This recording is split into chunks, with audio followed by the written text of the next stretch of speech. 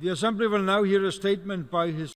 va maintenant entendre une déclaration de son Excellence Rui Maria de Rauro, Premier ministre de la République démocratique de Timor-Leste. Je prie le protocole de bien vouloir accompagner son Excellence.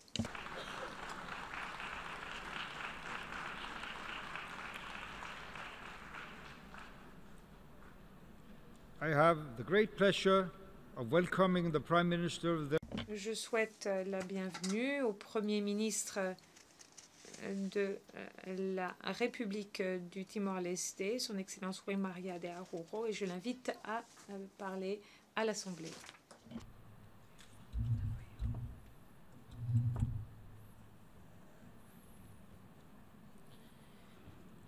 Sua Excelência, Senhor Presidente da Assembleia.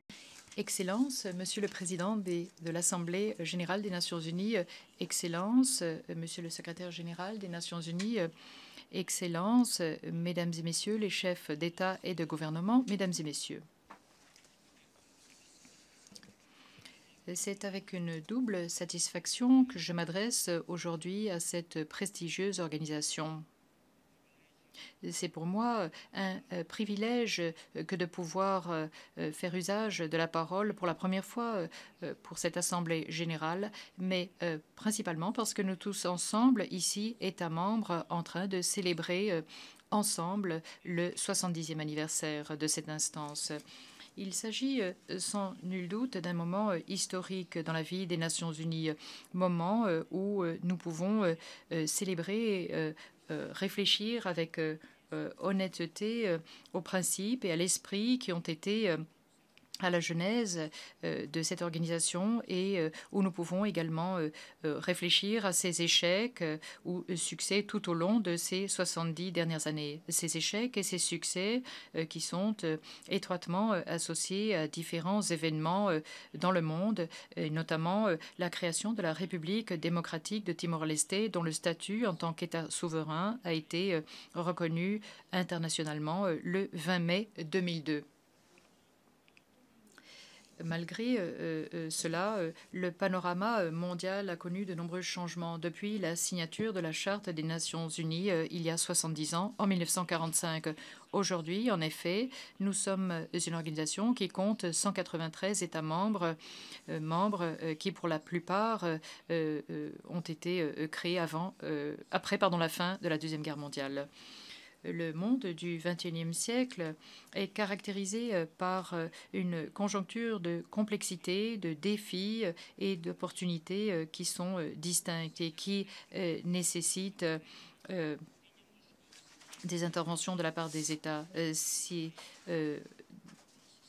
Dans les années 40, nous avions le courage de dire qu'aucun pays n'est une île. En ce siècle, cet adage est devenu encore plus réel du fait du progrès des technologies de communication et de transport, transformant le monde en un village mondialisé où la distance et la localisation ne sont plus un obstacle aux interactions entre les peuples et les États. Cela nécessite de notre part davantage de compromis, de compréhension et de coopération afin de mettre à profit toutes les potentialités et de minimiser les risques que comprend cette nouvelle réalité. Notre attachement au principe de la Charte des Nations unies et au système multilatéral constitue, comme on peut le voir, un élément indispensable pour la convivialité de l'humanité en ce siècle. Aujourd'hui, une fois de plus, il nous faut réaffirmer notre attachement à préserver les générations futures du fléau de la guerre et réaffirmer notre foi dans les droits humains fondamentaux ainsi que dans la dignité et l'égalité pour tous. Nous devons renforcer notre attachement à la justice et au respect de toutes les obligations qui découlent des traités et du droit international afin de promouvoir le progrès social et de meilleures conditions de vie dans le cadre d'une plus grande liberté. Ces idéaux sont à la base de cette organisation et ont orienté ses travaux depuis sa fondation, même s'il convient de reconnaître qu'ils n'ont pas encore répondu aux aspirations de tous les peuples dans tous les pays du monde. Aujourd'hui, l'heure est venue de relancer nos efforts afin de concrétiser nos principes. Les Nations unies nécessitent d'une réforme qui permettrait de répondre aux défis que représentent les nouvelles conjonctures de ce siècle. La nécessité de réformer le Conseil de sécurité a été désignée comme étant l'une des réformes nécessaires pour rendre ce Conseil plus représentatif et équilibré. L'amélioration du système sera la seule façon de nous préparer au long chemin qui nous attend afin de concrétiser et d'honorer ces promesses de paix, de sécurité et de droits humains pour tous. Il y a quelques jours, nous étions tous assemblés afin de lancer le programme du développement durable à l'horizon 2030. Par le biais des changements qu'apporteront ce nouveau programme, nous avons redéfini le pilier du développement des Nations unies et nous avons modifié la planète en visant un développement durable. Cette dynamique de changement doit également s'orienter vers les autres volets de l'organisation, à savoir la paix, la sécurité et les droits humains. Monsieur le Président de l'Assemblée générale, Mesdames et Messieurs, l'Organisation des Nations unies est issue de la nécessité d'avoir des relations plus étroites et un travail conjoint entre différents États face à un monde concerné et frappé par les guerres. Nous avons aujourd'hui encore de nombreux conflits et violences et des millions de personnes sont dans l'obligation de quitter leur foyer et leur pays. Aujourd'hui, nous connaissons le plus grand nombre de réfugiés jamais enregistrés après la Deuxième Guerre mondiale. Et d'après les estimations, il semblerait que ce chiffre augmente encore. À ces chiffres s'en ajoutent encore d'autres qui migrent à la recherche de meilleures occasions à saisir. Nous voyons au quotidien des milliers de personnes qui arrivent sur les rives de l'Europe et qui essaient d'échapper au péril de leur vie alors qu'ils essaient d'échapper à des zones de conflit comme la Syrie, l'Irak et l'Afghanistan, entre autres. Il est fondamental que l'on tienne compte que pour ces personnes forcées de fuir les persécutions et les conflits armés, de leur accorder la protection en vertu du droit international. L'on ne saurait oublier que les crises, d'où qu'elles proviennent, pourront se prolonger et avoir des impacts importants sur l'économie, la vie sociale, ainsi que la paix et la stabilité de différentes régions dans le monde. Malgré les progrès obtenus depuis la création des Nations unies en 1945, il nous faut reconnaître qu'il reste encore fort à faire et à concrétiser.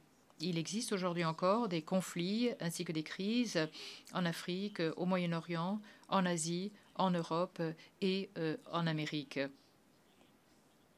Aujourd'hui encore, l'on nie leurs droits au peuple du Sahraoui, de la Palestine, ainsi qu'à bien d'autres. Lorsqu'il y a ces divergences, il faut que les dirigeants reconnaissent que le dialogue constitue un moyen pour parvenir à une fin.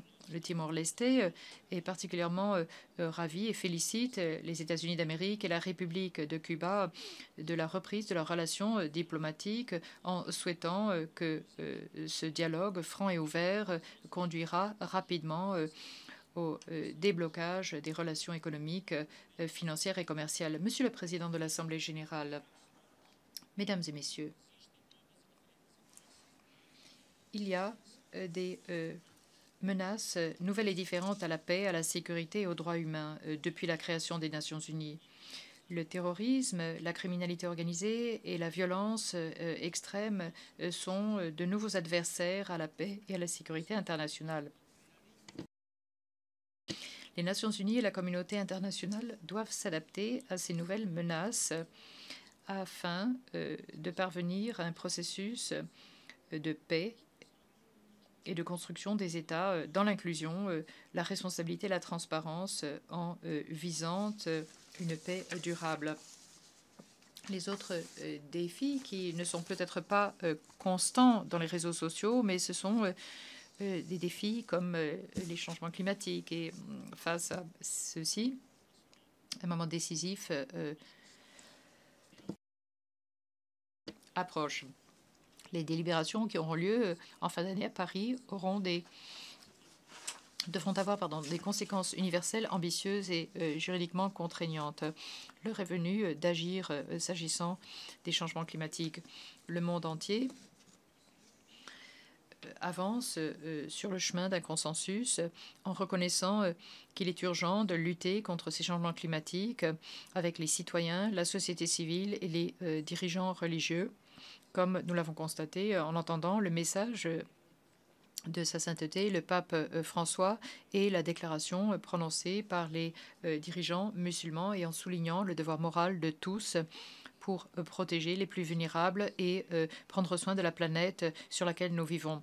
Nous savons en outre que les impacts de ces changements climatiques se font plus fortement ressentir sur les petits États insulaires en développement qui sont sur la ligne de front de cette lutte.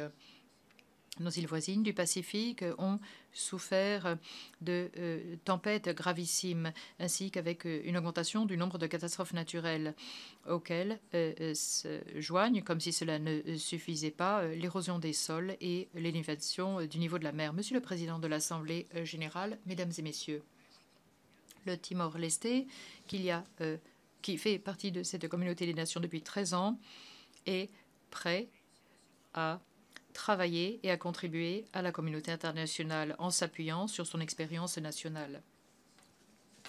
Même si nous sommes un État tout jeune, cela n'a jamais été, ne sera jamais une raison pour nous éloigner des événements et des réalités de ce monde que nous partageons. Nous souhaiterions officiellement faire partie de l'ASEAN, dynamiser le progrès de pays fragilisés par le biais du groupe G7+, et nous souhaitons adhérer aux mécanismes internationaux pour la promotion de la paix, de la démocratie, de la justice et des droits humains. Depuis 2014, nous assurons la présidence pro tempore de la communauté de pays lusophones. Nous souhaitons inculquer à cette communauté de pays frères une nouvelle dynamique et l'amener sur la scène de la mondialisation économique avec des opportunités d'investissement pour que celles-ci puissent se refléter sur une amélioration des conditions de vie de nos peuples, en contribuant également au développement, à la paix et à la stabilité des peuples du monde. Nous avons eu l'occasion de faire part de notre expérience à d'autres pays et peuples frères comme Guinée-Bissau, Saint-Thomé-Principe et la République centrafricaine.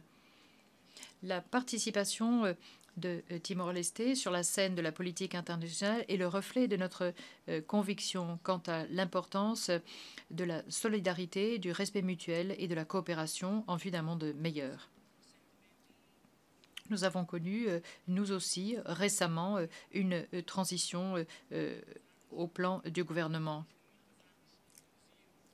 Après de nombreuses années à la tête de la destinée du pays, notre direction historique, dont deux personnes sont ici présentes, son Excellence Xanana Gusmão et l'ancien président de la République José Ramos Horta.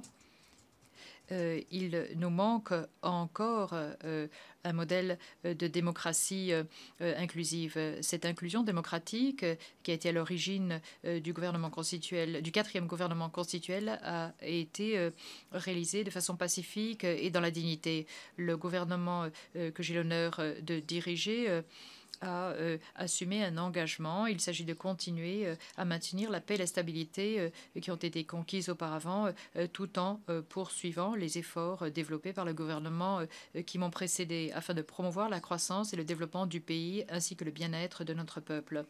Le chemin à parcourir par notre peuple est encore long et difficile. Mis à part la consolidation de nos institutions et la promotion du développement durable, dans un sentiment de consensus national, nous allons travailler à la souveraineté nationale à la lumière du droit et des normes internationales. Et cette question doit passer par notre souveraineté, par la délimitation de nos frontières maritimes avec les deux grandes nations voisines, l'Indonésie et l'Australie. Nous allons, par le biais de négociations, à la lumière du droit et des normes internationales, et dans les cas où le dialogue aboutit à la discorde, nous opterons pour l'utilisation de mécanismes internationaux pour résoudre nos différends. Notre pays, même s'il est de petite dimension, a contribué au développement des nations. Dans un rapport récent du groupe indépendant de haut niveau sur les opérations de maintien de la paix, dirigé par l'ancien président de la République, José Ramos Horta, ont été des propositions de changements fondamentaux pour l'avenir des OMP, dont l'impact est certain sur la vie de milliers de personnes. Les 4 grandes modifications proposées par ce groupe contribuent à améliorer la crédibilité, la pertinence et la légitimité des Nations unies en les rendant effectives en matière de prévention et de résolution de conflits, en maintenant la paix pour que les peuples puissent vivre dans la sécurité et dans la liberté. Monsieur le Président de l'Assemblée générale, Mesdames et Messieurs, au long de ces 3 dernières années, nous avons assisté à un effort sans précédent de la part des États membres des Nations unies et de la part de la communauté internationale en général afin de redéfinir notre façon de voir le développement durable. Le programme pour le développement durable à l'horizon 2030 représente un équilibre extraordinaire entre intérêts et priorités, un éventail d'objectifs qui sont étroitement liés et indivisibles. Le Timor-Leste est particulièrement satisfait de l'inclusion de l'objectif numéro 16 qui renforce des éléments essentiels, à savoir la paix, la justice et les institutions. Nous le savons, grâce à notre expérience, ces éléments sont essentiels à notre attachement conjoint, à savoir ne laisser personne à l'écart sur la voie vers le développement durable. L'objectif numéro 16 est la base à un programme réellement inclusif. Et aux côtés des objectifs 5 et 7, il constitue la pierre angulaire à la réalisation des autres objectifs. Le Timor-Leste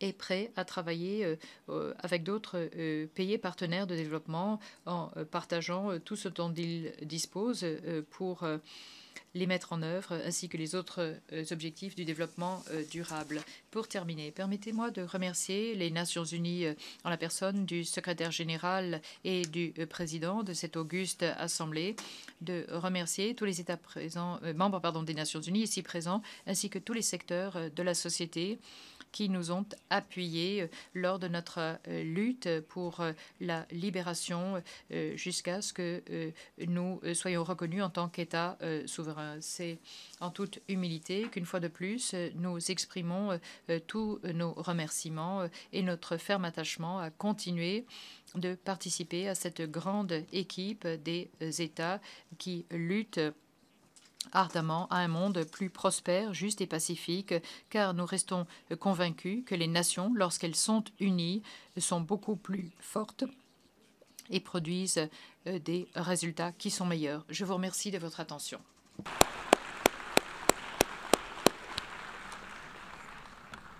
On behalf of the General Au nom de l'Assemblée générale, je voudrais remercier le Premier ministre de la République démocratique du Timor-Leste pour sa déclaration et je prie le protocole de bien vouloir accompagner son Excellence.